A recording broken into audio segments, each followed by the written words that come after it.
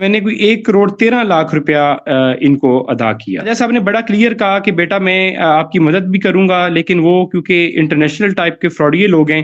یہ جس دن سے ایف آئی آر درج ہوئی اس کے بعد مختلف غنڈہ گردی انہوں نے مچائی ہوئی ہے. مجھے مختلف لوگوں کے تھرو جان سے مارنے کی دھمکیاں دے رہے ہیں.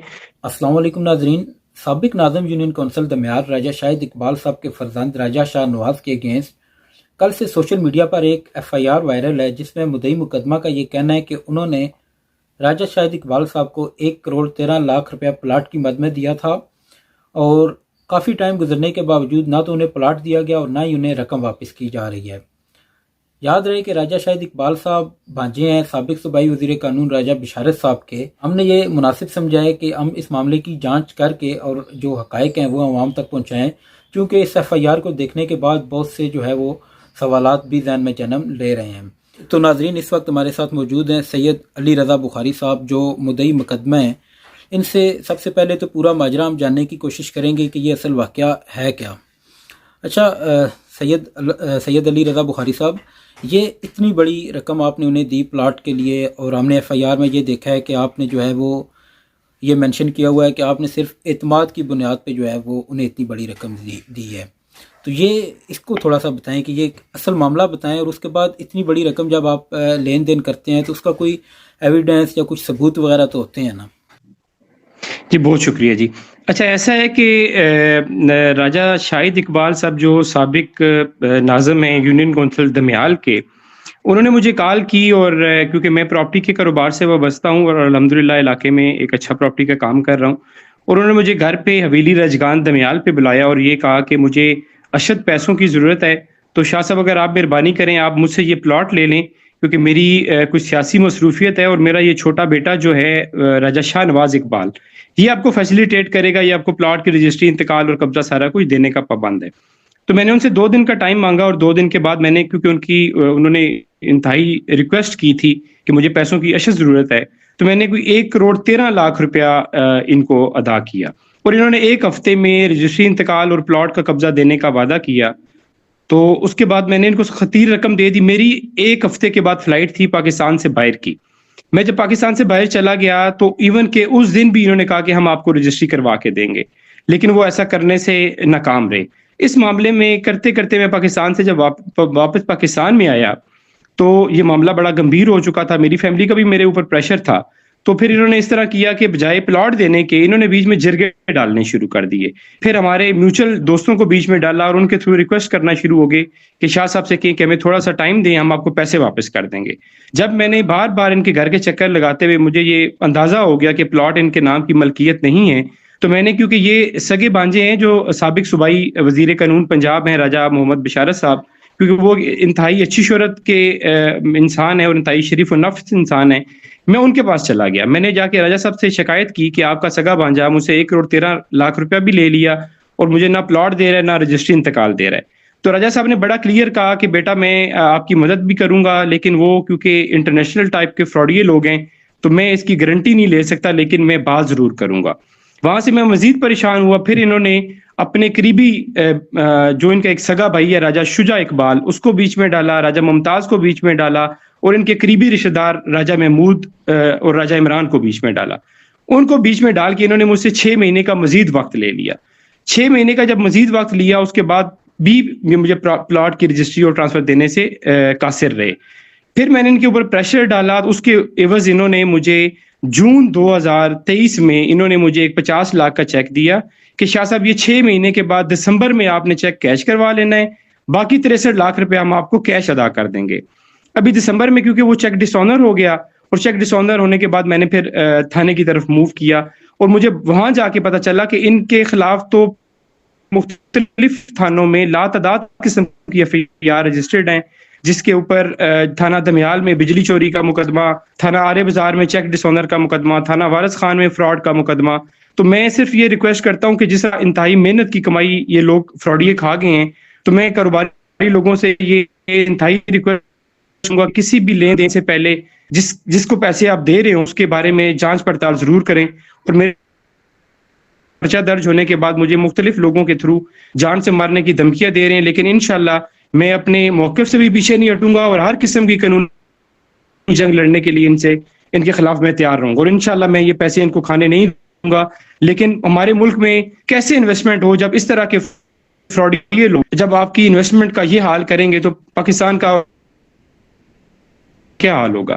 تو میری یہ ہے کہ اس لیں اور ان فراڈی لوگوں سے میری یہ حلال کی اور محنت کی کمائی ہوئی رقم کو مجھے واپس دلایا جائے.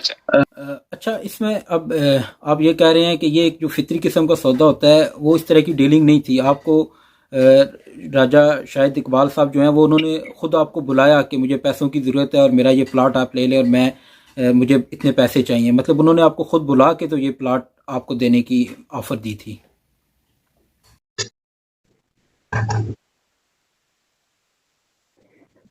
صحیح ہے. یہ راجہ صاحب کی، راجہ شاہد اقبال کی ریکویسٹ کے اوپر ایک قسم کی مدد بھی تھی اور سودا بھی تھا. جب یہ پلاٹ نہیں دے سکے تو پھر مجھے ایگریمنٹ بھی کیا اس وقت پیسہ واپس کر دیں گے، واپس کرنے میں ناکام رہے.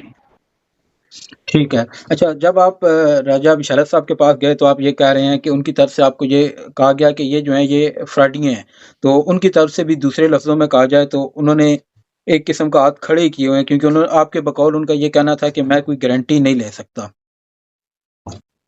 میں یہ خدا کو ناظر جان کے کہہ رہا ہوں، راجہ بشارت صاحب کے سوشل میڈیا کے پیج کے اوپر میری تصاویر آج بھی آویزاں ہیں. جس دن میں نے ان سے ملاقات کی انہوں نے مجھے یقین دہانی کرائی کہ میں آپ کی مدد ضرور کروں گا لیکن میں گارنٹی نہیں دے سکتا، کیونکہ انتہائی انٹرنیشنل ٹائپ کے فتنہ صاحب کے الفاظ تھے.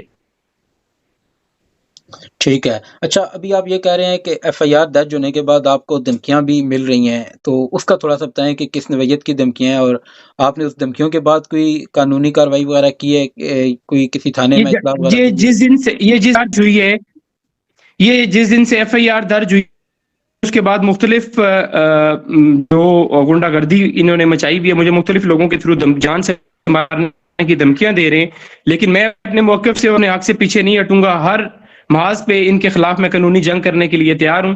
ابھی تھوڑی دیر پہلے ہی تھانے میں یہ بھی اطلاع درج کروا کے آیا ہوں. جی ٹھیک ہے. اچھا، ایک چیز جو ایف آئی آر ہے اس پہ شاہ نواز اقبال صاحب کا نام لکھا ہوا ہے. اب آپ یہ کہہ رہے ہیں کہ یہ جو معاملات ہیں یہ اصل میں آپ کی جو ڈیلنگ تھی وہ راجہ شاہ نواز اقبال، راجہ شاہد اقبال، جی راجہ شاہد اقبال کا بیٹا راجہ شاہ نواز اقبال ان کا بیٹا ہے، کیونکہ راجہ شاہد اقبال صاحب نے مجھے کہا تھا کہ میں سیاسی مصروفیت کی وجہ سے بزی ہوں گا اور یہ میرا بیٹا آپ کے ساتھ کمپلیٹ لین دین کرے گا. تو ابھی ایف آئی آر ان کے اگینسٹ اس لیے ہوئی ہے چونکہ جو چیک آپ کو ملا تھا وہ ڈسانر جو ہوا ہے اس کے اوپر شاہ نواز اقبال صاحب کا نام لکھا ہوا تھا، لیکن آپ کے اصل لین دین جو وہ ہے چیک بھی راجہ شاہ نواز اقبال نے دی ہے، اور وہ بھی جرگے کی. وہ چیک راجہ شاہ نواز اقبال جرگے کی موجودگی میں حویلی رجگان دمیال میں بیٹھ کے مجھے دیا تھا. جی آپ اسی حویلی کی بات کر رہے ہیں جو راجہ بشارت صاحب کی وہ دمیال میں ایک ان سب کی مشترکہ ڈیلنگ ہے، مشترکہ جو ایک گھر ہے اس حویلی کی آپ بات کر رہے ہیں؟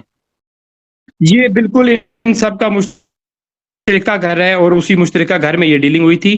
میں اس چیز کو واضح کرتا چلوں کہ اس چیز میں راجہ بشارت صاحب کا کوئی لین دین نہیں ہے. ان کا کسی لین دین میں صرف میں شکایت لے کے ان کے پاس ضرور گیا تھا. میں نے چند ہفتے پہلے راجہ حامد نواز صاحب کو بھی یہ شکایت کی، لیکن انہوں نے بھی مایوسی کا اظہار آگے سے کیا. جی ٹھیک ہے، بہت شکریہ آپ کا. تو اس کے بعد ہم کوشش کریں گے کہ اس معاملے میں ہم راجہ شاہد اقبال صاحب کو موقف بھی لے سکیں کہ ان کا اس معاملے میں کیا کہنا ہے. نے ساری گفتگو سنی ہے سید علی رضا شاہ صاحب کی. ان کا یہ کہنا ہے کہ میں نے یہ رقم جو ہے وہ شاہد اقبال صاحب کو دی تھی اور درخواست میں جو ہے وہ ایف آئی آر میں جو ہے وہ شاہ اقبال صاحب کا نام اس لیے ہے کیونکہ چیک ڈسانر جو ہوا تھا وہ ان کے نام پہ ہوا تھا اور چیک ان کی طرف سے دیا گیا تھا.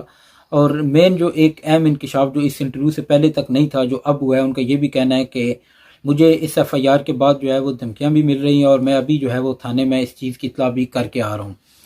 تو اگر اس معاملے میں راجہ شاہد اقبال صاحب یا ان کے فرزند، ہم ان سے اپنے طور پر کوشش کریں گے ان کا موقف جاننے کے لیے. شاہد اقبال صاحب کے ساتھ ہمارا رابطہ ہو سکتا ہے ہو جائے، ہماری طرف سے انہیں جو ہے وہ میسیج کر دیا جائے گا اور بلکہ کال کرنے کی کوشش بھی کی جائے گی. تاہم اس کے بعد بھی اگر ہمارا رابطہ نہیں بھی ہو سکتا، اس کے باوجود اگر وہ اس معاملے میں اپنا موقف دینا چاہتے ہیں تو وہ بالکل جو ہے وہ اپنا موقف دے سکتے ہیں. ہم بالکل اسی طرح ان کا موقف بھی چلائیں گے جس طرح کہ مدعی مقدمہ کا موقف جو ہے وہ ہماری طرف سے چلایا گیا ہے۔ تاہم مدعی مقدمہ جو ہیں ان کا یہ کہنا ہے کہ مجھے دھمکیاں مل رہی ہیں، لیکن اس کے باوجود میں ڈروں گا نہیں، میں قانونی جنگ بھی اور ہر طرح کے جو معاملات ہیں وہ برداشت کرنے کے لیے تیار ہوں، لیکن میں کسی صورت جو ہے وہ میری یہ زندگی بھر کی جمع پونجی تھی اور میں یہ رقم کسی بھی طرح جو ہے وہ چھوڑوں گا نہیں، میں یہ اپنی رقم وصول کر کے رہوں گا۔